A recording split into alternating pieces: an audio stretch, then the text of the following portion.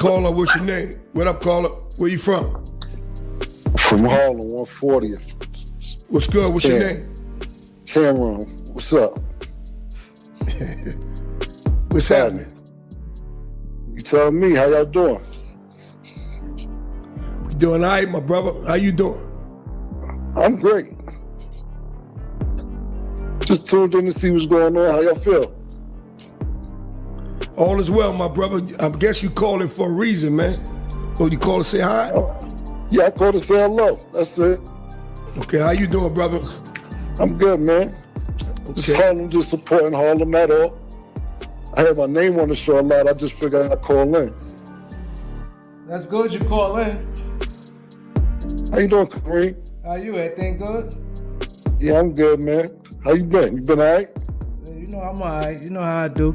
Camron jumps on the line with 139 the podcast on YouTube, and if you're plugged into Harlem Energy, you already know this show been catching fire.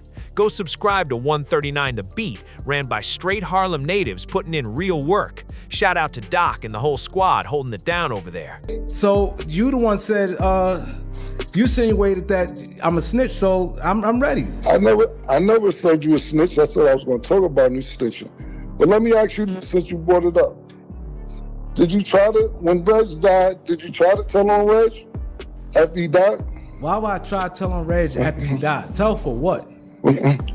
Like you going to jail? To go to jail? Come on, you know I'm built for that. I said because you're going to jail. Cut out what, nigga? What you talking about? I'm asking you a question. If you didn't, you didn't. You know I'm I asking you a didn't. question. You know, I don't know. I don't know. That's why I'm asking you. Hold up, and that's why I'm asking you. If you didn't, then you say you didn't. You know I'm thorough. Listen, bro. Check this, right? Mm-hmm. If I go to jail, I'm standing on mine. All my co-defendants, they know what it is. I was thorough in jail. Nobody even came to me. Hold up, nobody even came to me about no Reg. Who was your co-defender so we could get him on the line? That's a live psych from your building. Psych from my building, huh? Yeah. Okay. Exactly. Hey Cam, like cut it out. You know you had nothing else. Listen, check this. You had nothing else to say, right? You didn't like. Hold up. You didn't like your name being said on there, right? So now, instead of you addressing it in another way, you want to try to come sideways all and say, asked you was a question, Kareem. That's all I asked you, nigga. That's it, nigga. If you didn't, then you didn't. Why you getting all erratic about? Now that you're online, right? Hold up. Now that you're online, you know we ain't do that, right? Let's go. I don't know nothing, nigga. You know. That's why I'm calling and asking you. Listen. Fuck you mean I know? Listen. If I knew, I wouldn't have said it. You know. That's why I'm calling and asking you. But the way this scenario flips so quick, wild. Camron called in ready to protect his reputation because him and Mace been sharing their stories, breaking down the parts of their existence that molded them, and they've always demonstrated respect to legends. Rest in peace to Big L, a true Harlem icon from the NFL crew. Lately, though, on 139 The Beat, folks been popping up claiming Cam and Mace been twisting the truth, alleging they're not keeping it real and spreading what they call negative vibes. They even brought relatives on the show to push that storyline, and it's been generating serious buzz. So Camron decided he ain't letting anything slide, not today. He called into their newest episode and straight went off. No filter, no soft approach, nothing. He starts calling the dude all types of clowns and dummies, just unloading on him like he'd been waiting for this moment. Listen, bro, just tell me what you're not letting me talk right there. See, if you're gonna that's come what on I'm asking you. Just get to what I'm not. You telling me? I just want to know what "and bad" for me means. Meaning, I can expose what type of clown you is. That's what it is. I'm a clown. Yeah, you a clown. Nigga, you niggas clown. Nigga, what did you talk about? See, you know your problem is.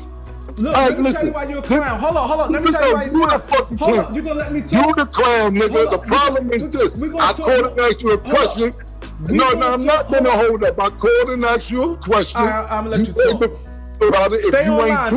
Don't do no clown shit and hang up. I'm gonna let you talk. I'm not doing nothing, bro. I'm asking you a question, and that was that. You going so crazy about when niggas talk about L or Lee or whatever, like I ain't grew up over there. I never said nothing disrespectful about L. What happened with me and Lee happened with me and Lee. And you be going crazy to the point where now me and you got to seem like we got a problem. No, you know. Pay close attention because this is where the whole scenario explodes. When Camron calls up, watch the co-host's face the whole time. Dude in the black hoodie looks like he don't even know how to react. I don't know him personally, never seen him before, but he's clearly an uptown guy, an uptown cat who's been standing firm behind Big L's name, pushing back hard on what Cam and Mace been saying lately. Their whole platform been moving in that direction. This guy Kareem, he the one who been talking the most. I don't know him either, never seen him, but he's from that uptown Harlem circle, and he'd been pressing the issue non-stop. And once Cam calls in, everything flips sideways. Instantly, the energy shifts, voices rising, and suddenly it's a whole different type of moment.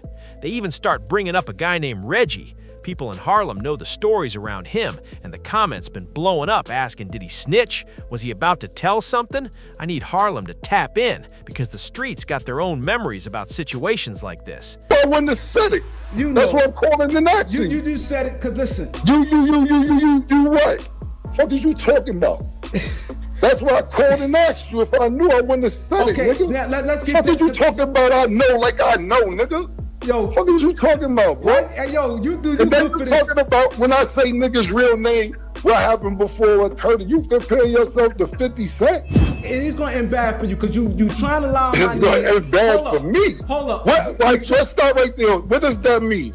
Before we go any further, what does end bad for me mean? Because you think you could expose me, I expose you, bro. Because you. I'm just asking you. Okay. I want to know exactly what does end bad for me mean. I'm clear. It's we ain't going. The conversation gets wild fast, no question. Camron don't play with these older Harlem dudes who've been throwing shots at him. He starts calling out Reggie, saying the man was moving shady and acting like he turned on people. Cam is basically saying this dude tried to put certain folks in a bad position before he passed. If you're from uptown, you already know there's old whispers about situations like that.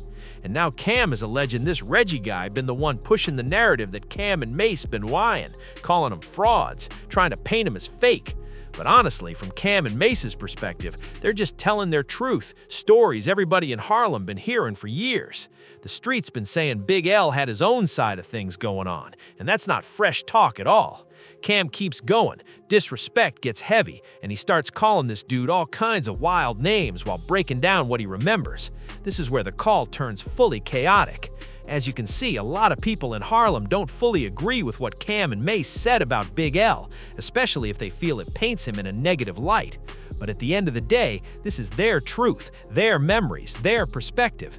And Cam wasn't done talking because things get even wilder from here. Cam hits dude with, "Me and Lee, you wasn't even there." And honestly, the way he said it was straight cutting. And looking at this guy on the podcast, he looks older than Cam by a good 5 or 10 years easy. Hold up. You can't tell me you fuck with L and you be have Mace come throw some shots like that. I don't have Mace is lying, nothing. bro. You know talking about, bro. Listen, man. No, I'm not gonna hold that. Shut up. First of all, But Cam is talking to him like he's a rookie, telling him to quiet down like, bro, you're not even making sense right now. See, a lot of people pull up to these podcasts with their own angle, their own motive, sometimes trying to spin things. I'm not saying 139 The Beat got some agenda. I'm not saying they running the play, but come on. If you go on challenging someone's story, at least know what you're talking about. Whatever Mace had with L, that's Mace and L. I ain't even know how that shit was going on. I ain't got no problem. You myself. You're not gonna cut me off and say what you want to say, nigga. Go ahead. Whatever, I am gonna go ahead. Whatever Mason had L and Mason L had, that's Mason L. I ain't know half that shit till Mace told me later. I ain't have no problem with L. That's why Cam called in to check whoever been twisting the narrative. This whole thing centers around that Reggie dude again, and Cam keeps pointing at him like he's the one pushing the wild stories. Kareem and his crew been saying Reggie claimed Cam and Mace were lying, but honestly, the way the man talks, none of it sounds solid. Stupid ass. No, it wasn't stupid. You don't know what you're talking about. The shit was downtown Manhattan. Stupid. You wasn't there, dumbass. The fuck you talking about, nigga? Mind your business on certain shit you don't know what the fuck you talking about. You talking strong. Because Avon was there. We're not gonna talk strong because you talking about, nigga. No, I'm not gonna listen because you don't know what you talking about. Talking about out at the you park. Said you backed him out on the video. You said you backed him out on the video. You know you didn't do that. I never said I back. I never said I back nothing out. I don't know this dude at all, so tell me, what's his credibility? Who is he? Where did he come from? Uptown folks might know, but I don't. Somebody from Harlem tap in and explain, because right now this whole scenario feels shaky from every angle. Facts, if someone doesn't know what's really happening, they need to stay out the way, because they end up looking wild. I'm just here reporting what's going on, and Cam is spazzing out heavy. If you're not tapped into the details, mind your business, because this situation is deeper than it looks. Cam starts breaking down the moment. He says Big L's older brother tried to extort him back in the day. This is Cam telling his truth, and some of these older Harlem dudes clearly don't like hearing it. They don't want certain stories brought back up, and they don't want their reputations questioned, even if the people involved lived it firsthand. Cam even mocks the idea that he's scared of Big L from the grave, which shows how crazy this whole narrative has gotten. So A-Ron was there. So A-Ron's lying there.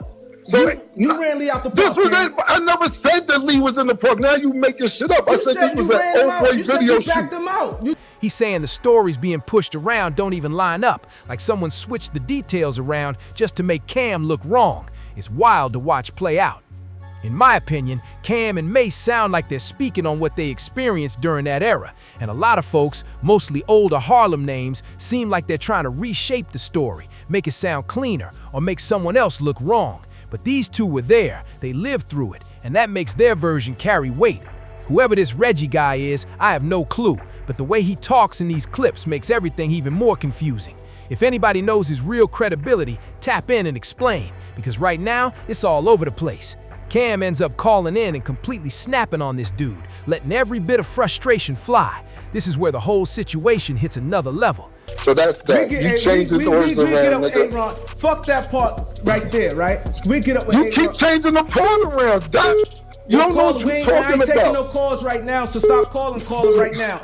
You don't even know what you're talking about, bro. Listen, I wasn't there, but what I know. All right, then, so shut up. So just shut up from right there. You don't know. You wasn't there. I wasn't You don't know. there, but You know who was there? A-Ron was there. A-Ron was there. Y'all didn't ran him out no park. What park? Why do you keep bringing out a park? Out the video, my park? bad. The video. What are you talking about? You confused, man. The video. Y'all didn't run him out no video. You confused, man. Y'all didn't run him out no video shoot. Whatever that shit was. You didn't run him out no video shoot. You just confused, bro. You very confused. How can you say Camron basically unloaded everything at once, no hesitation at all. He jumped on that call ready to talk to this dude directly, and the energy was shocked from the moment he opened his mouth. The guy he was speaking to looks older, definitely from that Big L era, same circle, same age group, same type of Harlem history. Big L would have been around his late 40s or 50s today, so that puts Cam in the younger lane compared to these older Harlem figures. And Cam was talking to this man like he was schooling him straight up, sunning him. No disrespect intended, but that's exactly how it came off. Cam even hit him with that classic line, basically clowning him in front of everybody. And this Reggie guy, he ends up looking like someone who'd been chasing clout on 139 The Beat for a long time. You said Lee King tried to press you. You say he tried to extort you. Listen, if you listen what I said instead of making shit up, I said niggas always with back shit out. I didn't say me, and that's a fact. And you can ask A-Ron too. If you look at old boy video shoot, it wasn't at the park, stupid. You scared of Big Lee from the grave, nigga. That's not a fact, nigga. Like I said, I didn't say that, and I never said it was at the park. I said it was at old boy video shoot, and A-Ron was there too. Shout out to 139 The Beat and the work they doing, but it's starting to look like all that attention chasing finally caught up with Reggie. Camron called in and shut the whole thing down instantly. And go back and watch the co-host's face during the whole exchange. He looked like he wanted absolutely no part of that moment, not even a little bit. I'm telling you, this man looked like he realized things went too far. You've been clowning Cam this whole time, clowning Mace this whole time, and now the tables flipped in real time right in front of you. It was messy energy all across the board. Tap in and tell me what you got from this situation, and make sure you clap that like button, run it up, and keep the conversation going. What are you talking about, see? At the video shoot, you said you backed him out. Old boy video shoot was old boy video shoot at the park, stupid ass. Not the no, park. It wasn't stupid. You don't know what you're talking about. The shit was down. Make sure you subscribe to Hot Tea Daily. Hit that bell so you never miss a drop, and run up the likes, comments, and shares. And don't forget to smash that hype this video button to help the channel grow. I appreciate every single one of you for tapping in. Now look, Harlem got two different energies, uptown and downtown. I'm mostly a downtown cat, but the uptown side been heated lately because they didn't like what Cam and Mace said about Big L and his older brother. You can feel the tension in the atmosphere. I've been watching certain podcasts go live talking wild, acting like they're not trying to accept Cam and Mace's version of the story. But the second Camron calls in, everything flips instantly. The whole room changes, the tone shifts, and suddenly nobody wants smoke anymore. This is Harlem history unfolding right in front of us.